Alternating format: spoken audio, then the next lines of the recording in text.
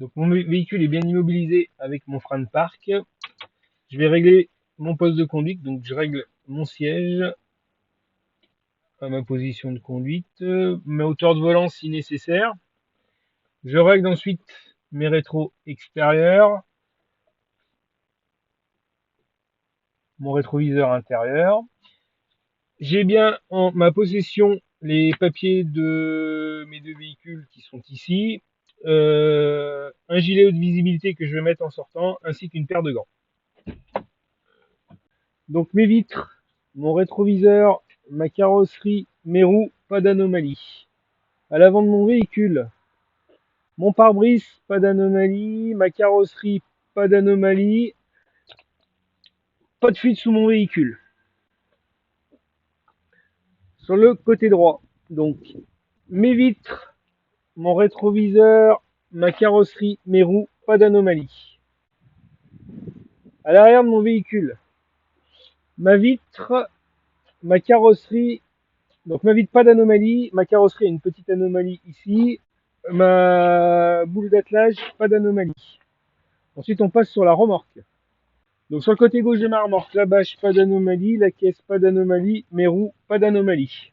À l'avant de ma remorque, la bâche, pas d'anomalie, la caisse, pas d'anomalie, la flèche d'attelage, pas d'anomalie, et ma tête d'attelage, pas d'anomalie. Sur le côté droit de ma remorque, la bâche, la caisse et les roues, pas d'anomalie. Je passe à l'arrière de la remorque.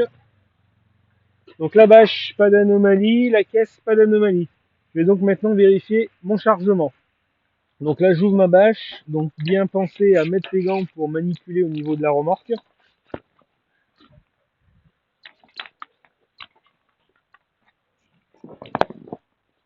Donc à l'intérieur, mon chargement, pas d'anomalie. Et là, on peut refermer la bâche. Donc une fois les vérifs terminés, on va pouvoir mettre en place donc le véhicule devant la remorque prêt à atteler.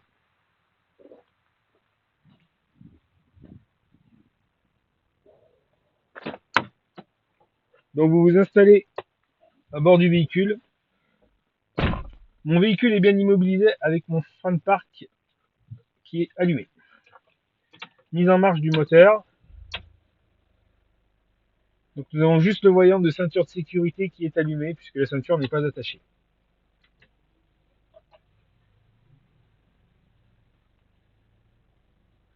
Donc là vous positionnez votre véhicule devant la remorque prêt à atteler.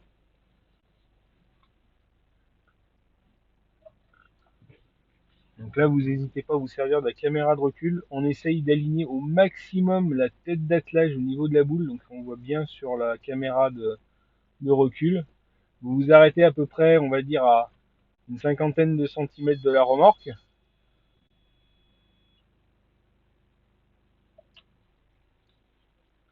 Donc quand c'est OK au niveau de la position, vous mettez votre frein de parc.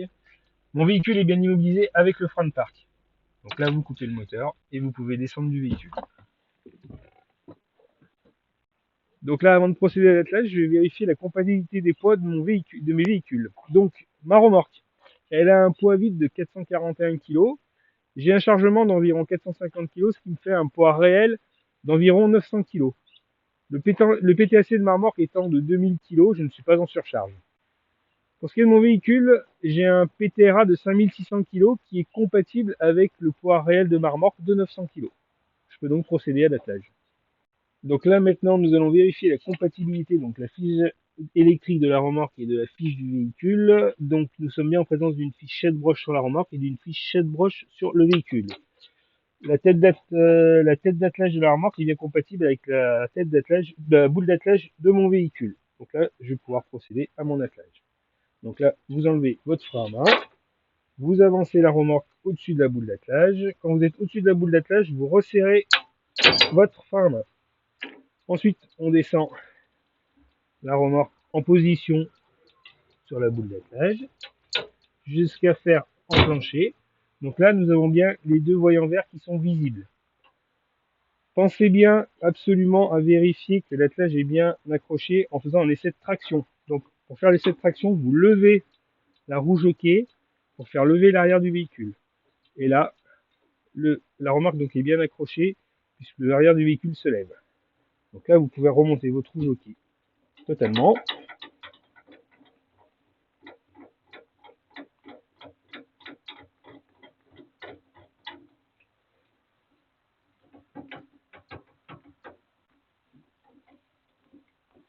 Ensuite, on va bien brancher la fiche électrique, donc le détrompeur côté droit sur le véhicule.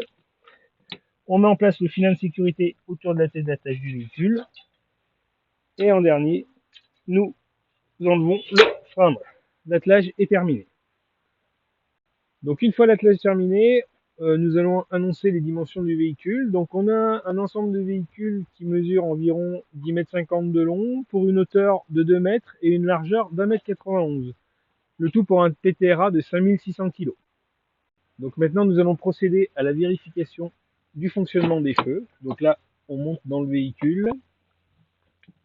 Donc mon véhicule est bien immobilisé, le voyant de frein de parc est bien allumé. Donc là vous mettez votre moteur en marche. Donc pas de voyant anormaux sauf le voyant de ceinture de sécurité et le voyant de frein à main. Vous allumez donc les feux de position, les feux de croisement et les feux de détresse. Et ensuite vous pouvez descendre du véhicule.